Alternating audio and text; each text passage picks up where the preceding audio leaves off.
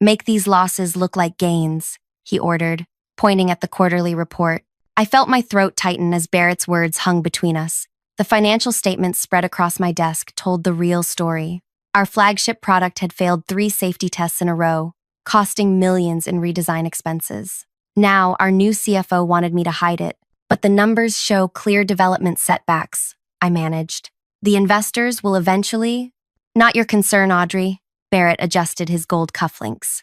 Either turn this 8% loss into a 4% gain before tomorrow's presentation, or we'll find someone with the creativity to do so. 6 years I'd built my reputation at this company. 6 years of accurate projections and honest financial assessments, even when the truth hurt. Now this man, barely 3 months with us, was threatening my career unless I committed fraud. You're asking me to falsify financial statements to federal investors, I said quietly. I'm asking you to present our situation optimistically. His smile never wavered.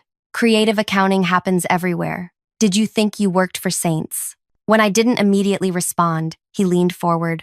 Remember that promotion you've been chasing? The senior financial analyst position? Help me with this small adjustment, and I'll make sure the executive team recognizes your team spirit.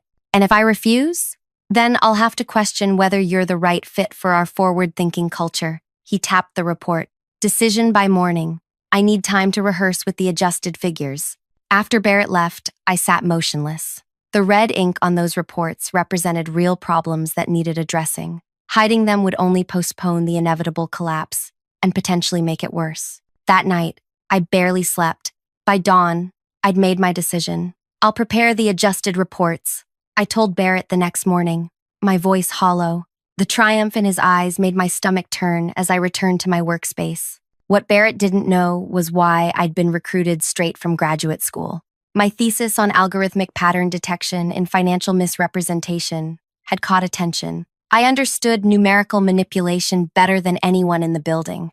I created the most intricate financial presentation of my career. Surface level, it showed exactly what Barrett demanded. Our significant losses transformed into modest gains. But hidden within the calculations was something else entirely. When I handed him the presentation file, he barely glanced at it before the investor meeting. This better reflect what I asked for, he warned.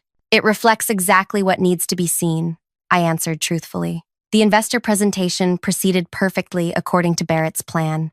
The attendees nodded appreciatively at the surprising turnaround in our finances. No one questioned a single figure, until 3 days later, when everything changed. Wow, you've made it this far into my story. Thank you for listening. If you're finding this interesting, please hit that like button to help others discover it too. And if you want more stories about corporate intrigue and integrity, consider subscribing to this channel. I post new content every week. Now, let me continue. My name is Audrey Winters, and until 3 months before this incident, I'd been living my dream job. Growing up with a single mother who worked 2 jobs to keep us afloat, I'd developed an almost religious devotion to financial stability. Numbers made sense when little else did. They told honest stories when people often didn't. I graduated top of my class with a double major in financial analysis and data science. My thesis on pattern recognition in financial fraud caught the attention of several companies, but I chose the one that promised the most ethical approach to business.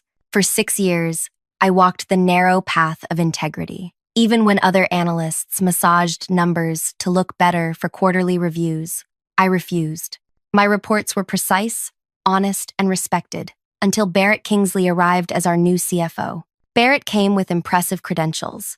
Previous companies had experienced miraculous turnarounds under his financial leadership. The board brought him in when our stock started slipping after 3 quarters of disappointing returns. From day one, he made it clear that my approach was unnecessarily conservative. In meetings, he'd suggest alternative interpretations of my analyses. I pushed back professionally, backing my positions with data. The tension between us was palpable, but I held my ground. Until that day with the quarterly report. What I haven't told you yet is what I actually did with that presentation. Yes, I adjusted the numbers, as Barrett demanded. On the surface, losses became gains. But within the digital architecture of that presentation, I embedded a complex algorithm I developed during my graduate studies. For every manipulated figure, the algorithm created an invisible watermark, undetectable during a standard presentation, but immediately apparent when processed through specific analytical tools.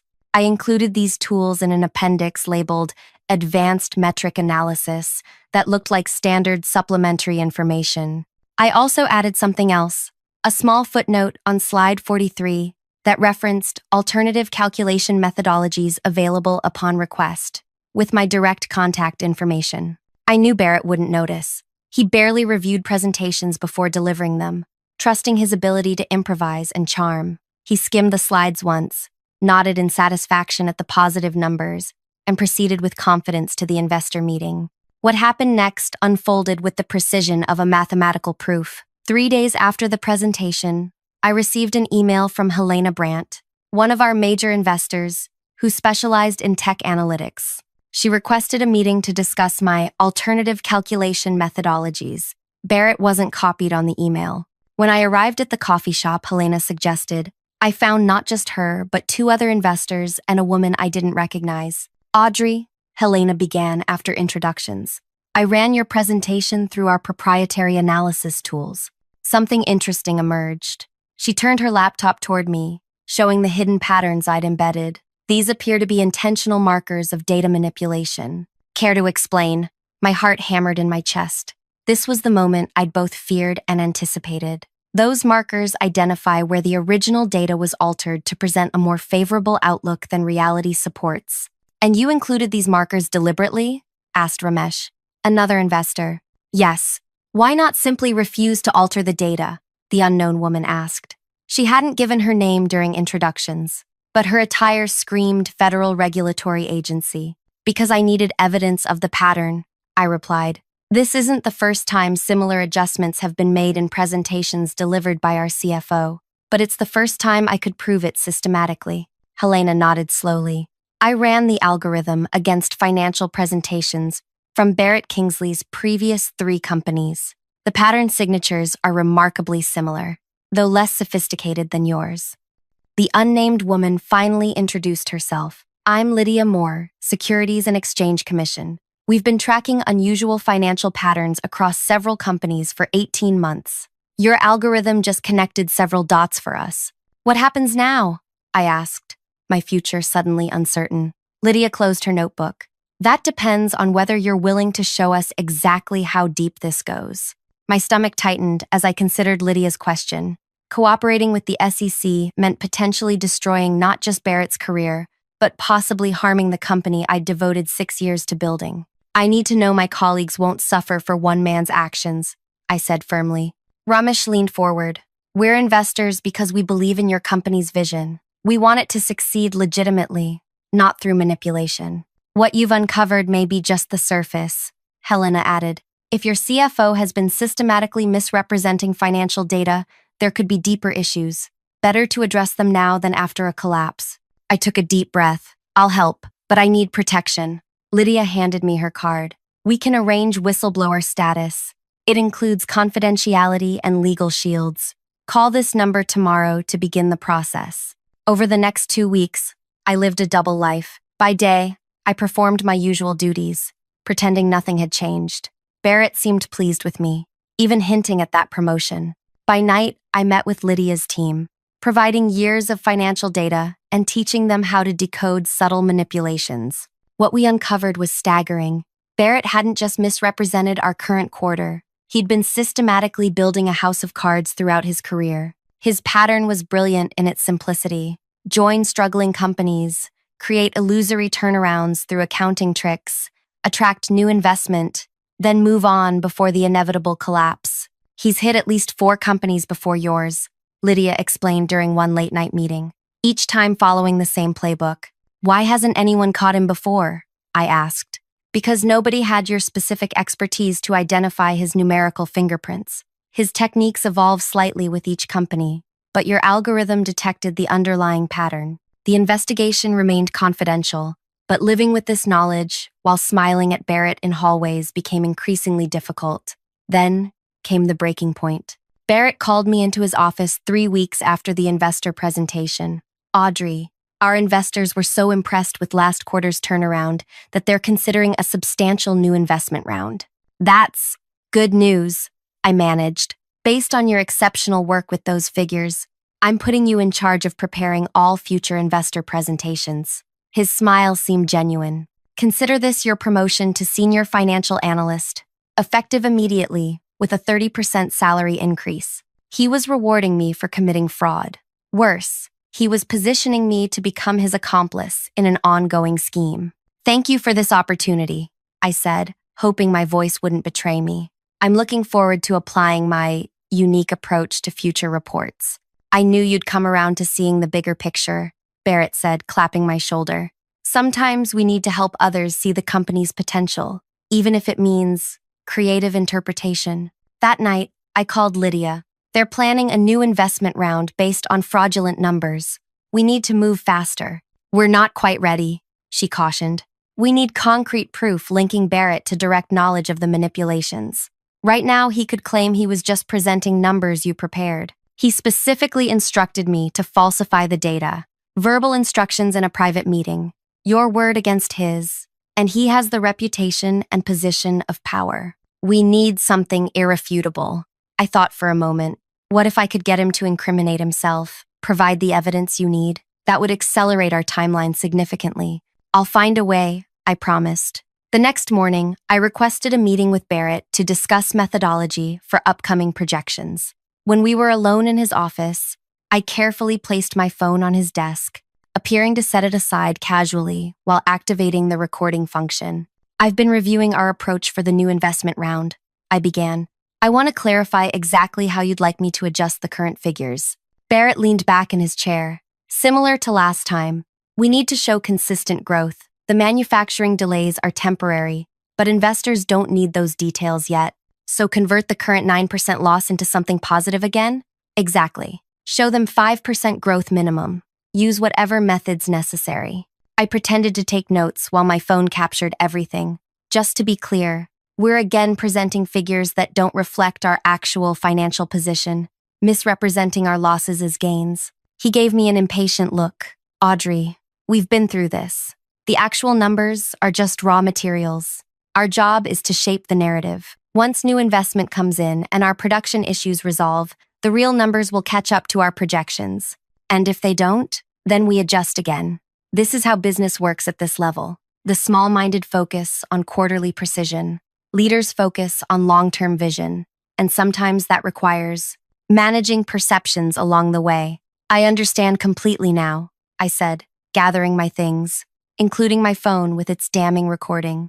I'll have the preliminary figures ready for your review tomorrow. As I stood to leave, Barrett added, this conversation stays between us, obviously. Some people still cling to outdated notions about absolute transparency. Of course, I replied. Absolute discretion. I walked out with exactly what the SEC needed. But that evening, everything took an unexpected turn. My apartment door was slightly ajar when I returned home. Inside, I found someone had searched through my possessions with surgical precision. Drawers partially open. Laptop moved slightly from its usual position. Nothing appeared missing, but the message was clear. Someone knew what I was doing. My first instinct was to call Lydia, but something stopped me. What if Barrett wasn't working alone? What if someone at the SEC was feeding him information? I needed to be careful. I slept at a hotel that night. My phone turned off. The recording backed up to an encrypted drive. In the morning, I went directly to Helena Brandt, the investor who had first discovered my embedded algorithm. Someone searched my apartment. I told her after ensuring her office wasn't bugged. I think Barrett suspects something. Helena's expression darkened. This changes things. How close is the SEC to making their move? They needed concrete evidence. I got it yesterday. A recording of Barrett explicitly instructing me to falsify financial data. Where is it now? Secure. But I don't know who to trust with it. Helena thought for a moment. I have connections beyond the SEC who can help ensure this evidence reaches the right people without being buried. Corporate fraud at this level involves networks of protection. Barrett likely has allies we haven't identified. What should I do in the meantime? Pretend everything is normal. Prepare the reports Barrett expects. But don't include any revealing algorithms this time. We need him to believe you're fully cooperating. And then, Helena's eyes hardened. Then we spring a trap he'll never see coming. I returned to work, smiling at colleagues, nodding respectfully to Barrett. all while feeling like a tightrope walker above a pit of snakes.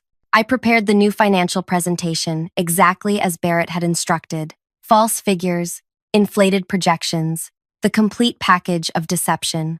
But beneath this apparent compliance, Helena and I were orchestrating something much bigger than Barrett could imagine. Something that would change not just his fate, but potentially transform how financial fraud was detected throughout the industry. What Barrett never realized was that Helena Brandt wasn't just any investor. Before founding her investment firm, she'd helped develop the SEC's fraud detection systems, and she had maintained connections across financial regulatory bodies worldwide. Together, we were building something much more significant than just a case against one corrupt CFO. We were creating a framework to identify similar patterns across the entire market. As I finalized Barrett's fraudulent presentation, I received an encrypted message from Helena. Everything in place. Board meeting tomorrow will have unexpected guests. Be ready to present both versions of reality.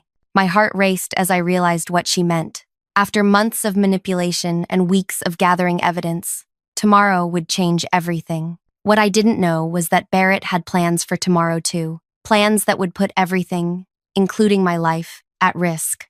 The next morning arrived with tension humming through my body. I dressed with particular care, a navy suit that projected authority rather than my usual conservative attire. Today wasn't about blending in. It was about standing my ground. When I arrived at the office, Barrett intercepted me before I could reach my desk. "A word?" he asked with a tight smile. His eyes held something I hadn't seen before, a calculating wariness. He guided me to a small conference room and closed the door. "I received an interesting call from someone at your apartment building yesterday. Maintenance reported a concerned neighbor had called about your door being open while you were at work." My pulse quickened, but I kept my expression neutral. "That's concerning.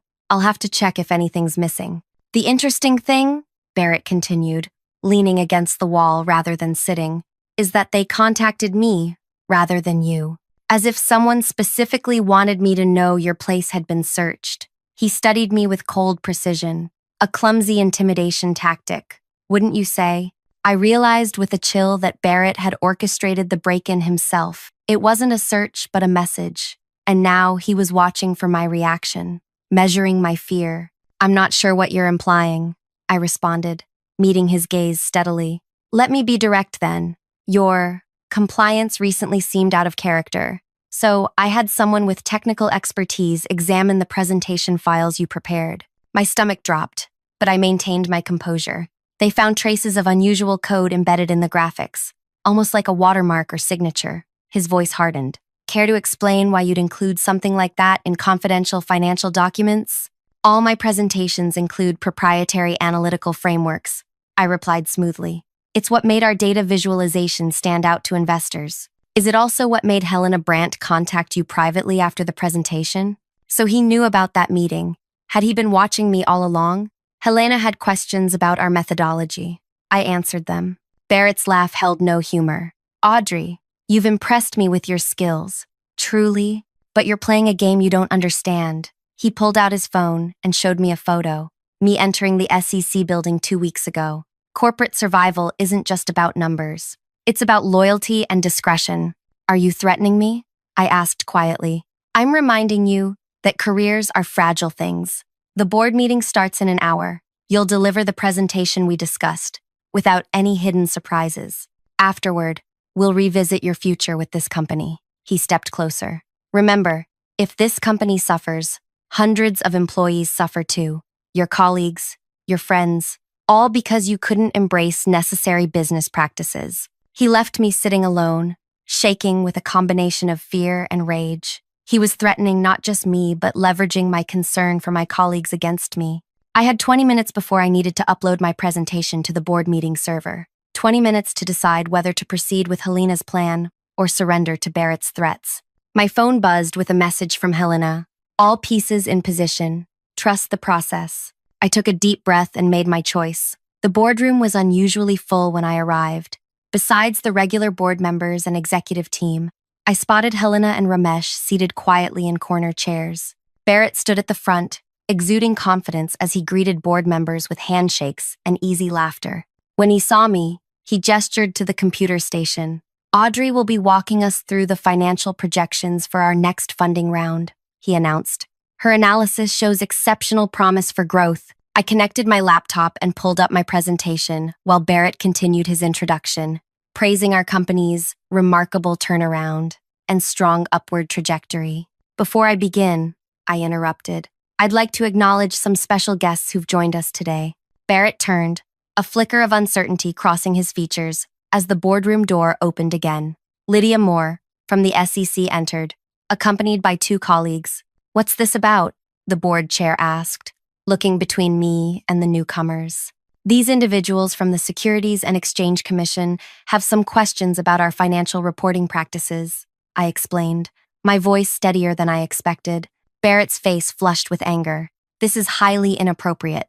We haven't been notified of any regulatory review." "Whatever. Misunderstanding." "It's no misunderstanding," Lydia stated calmly. "We're here following a formal investigation into financial misrepresentation across multiple companies, including this one." Barrett composed himself quickly. "I assure you, our financial reporting follows all regulatory guidelines. If there are questions, our legal team should be present before any discussion proceeds." "Actually," I said, turning to face the board, "I believe I can address the central issue directly." I pressed a button on my laptop, and the display screen split into two identical-looking presentations. On the left are the actual financial figures for our company this quarter. On the right are the adjusted numbers Mr. Kingsley instructed me to present to you today. The room fell silent as board members leaned forward, comparing the dramatically different figures. "This is absurd," Barrett sputtered. "Audrey has clearly manipulated these documents too." "To show the truth," Helena interjected. "As a major investor, I commissioned an independent audit after noticing discrepancies in recent presentations. The results corroborated what Miss Winters discovered. And we have this," Lydia added, playing the recording of my conversation with Barrett, explicitly instructing me to falsify financial data. Barrett's face drained of color as his own voice filled the room. "Show them 5% growth minimum. Use whatever methods necessary." What followed was the most extraordinary board meeting in company history. Barrett attempted to portray me as a disgruntled employee tampering with his legitimate work, but the evidence was overwhelming. The pattern of manipulation extended back through his previous positions. All companies that had initially reported remarkable turnarounds under his leadership, only to collapse months after his departure. "This isn't just about one company or one CFO," Lydia explained to the stunned board. "Mr. Kingsley's methods represent a pattern we're seeing across multiple industries. Short-term manipulations that create artificial value, attract investment, and leave devastation in their wake." The board placed Barrett on immediate administrative leave pending a complete investigation. Security escorted him from the building while he protested his innocence and threatened lawsuits against everyone involved. But the most profound moment came after Barrett's departure, when I stood alone before the board with the true financial figures displayed behind me. "These numbers aren't what any of us hoped for," I acknowledged. "Our product development has faced significant challenges, and our costs have exceeded projections. But these honest figures also show something important. Our core technology still has tremendous potential. We just need to address the actual problems, rather than hiding them." To my surprise, the board chair nodded. "Integrity in financial reporting isn't just a legal requirement. It's the only way to make sound business decisions. Miss Winters, would you walk us through your actual assessment of our position and what you believe we should tell investors?" For the next hour, I presented the unvarnished truth about our company, the good, the bad, and the potential pathways forward. When I finished, the room remained quiet for several moments.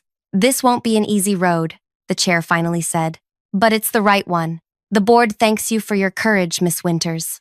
3 months later, our company held an emergency investor meeting. We presented our restructured business model, transparent reporting frameworks, and a realistic timeline for profitability. To everyone's surprise, our honesty didn't drive investors away. It attracted new ones who valued integrity alongside innovation. As for Barrett, the SEC investigation revealed manipulation extending across 5 companies. He now faced federal charges for securities fraud, with my testimony forming a central part of the case against him. The company created a new position for me, Chief Integrity Officer, with oversight of all financial reporting and compliance systems. My algorithmic pattern detection program became the foundation for a new approach to financial transparency that would eventually be adopted across our industry. Sometimes at night, I still think about Barrett's threats and that moment of decision in the conference room. He'd been right about one thing: careers are fragile, but integrity, once broken, is nearly impossible to restore. The greatest revenge wasn't watching Barrett's downfall. It was building something stronger from the ruins of his deception. Our company now stands as an industry model for ethical financial practices. The algorithms I developed to expose Barrett's fraud have evolved into tools that help other companies identify similar manipulations before they cause harm. Every quarter, when I present our actual numbers, good or bad, to the board and investors, I think about that pivotal moment when I chose truth over self-preservation. It wasn't the easy path, but it was the one that let me sleep at night, because some victories aren't measured in stock prices or promotions, but in systems that make corruption harder and integrity easier. And in the end, those are the only victories that truly last. Thank you for listening to my story. If it resonated with you, please hit the like button and consider subscribing to hear more real experiences from the corporate world. Share your thoughts in the comments.